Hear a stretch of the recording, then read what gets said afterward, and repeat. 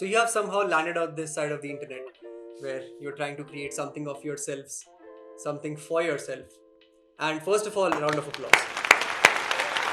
So if you're watching this, you're probably a service provider, a freelancer, a coach, an agency owner, or you might have your own product, anything. If you don't do what I'm about to tell you, you'll absolutely kill your progress while trying to make money online. You fix this and you will make a long-term personal brand, plus you'll acquire customers on autopilot, which means more bread to flex on those haters. Just don't be racist. There's only two aspects of leveraging the internet that you need to know: grabbing attention and making money. Grabbing attention only lies on the internet. The skill of making money transcends out of the medium, which is the internet. From my experience, learning how to grab attention is way simpler than generating money until a certain point, because then it's the exact opposite. Because after that point, money doesn't hold much value. I am not in that second phase yet, but I am well on my way. You just have to figure out both steps together, but you don't know what to prioritize. And the ones that figure out step one, which is grabbing attention, get carried away because it just seems so achievable. You get those numbers whenever you want, but that's not something which actually materializes in your business. When people start getting attention, when people start getting followers or engagement on social media, they're always like, oh, I'll just create a course, or I'll create a mentorship program, or if I get 3 brand deals a month, I can make good money. But you essentially make yourself a puppet of these platforms or these brands. The problem is that this is a problem for people who have an audience. Before we move ahead, just remember that you have to consider the fact that you're probably never going to create a tangible audience online. It's just the harsh reality. Only the ones who are mad enough, the ones who continue for years, create something tangible on social media. Keep aside the people who go viral for just a bit. In any business that you create, the audience is the endpoint. You can't make any improvements without audience feedback. And this goes with creators too. You get viral for a bit.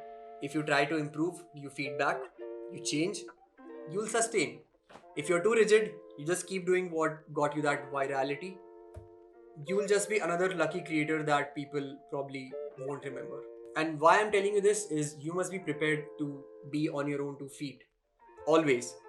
Add your personality to it and you have like a tripod, not in that sense. With a wider base, it's harder to fall, just like this mic. It has this base. One leg is your brand or your platform. Second is your skill, and third one is your personality. The stronger the pillars are in themselves, the harder it is for you to fall. Moving forward to the solution. You must have a skill that pays you outside of your presence online, whether it's copywriting, sales, editing, scripting. These are skills that you can monetize even if you lose your platform today.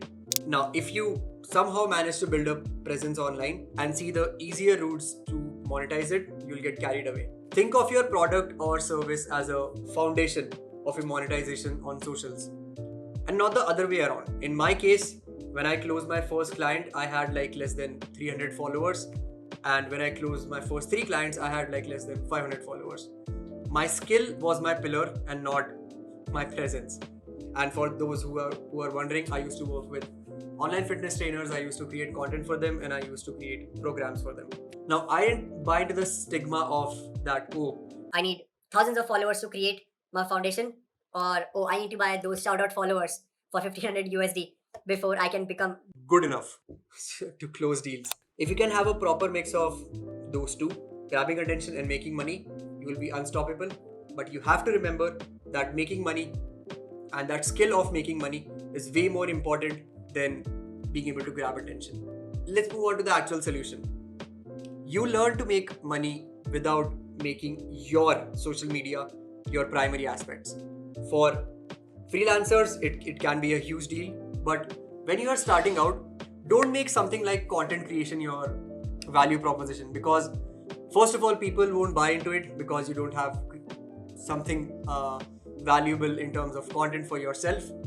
It is an acquired skill that takes up equally as amount of time as the other high income skills, which are copywriting, speaking, and sales. So you improve your skill set on these skills first while you are learning how to create content as a secondary focus.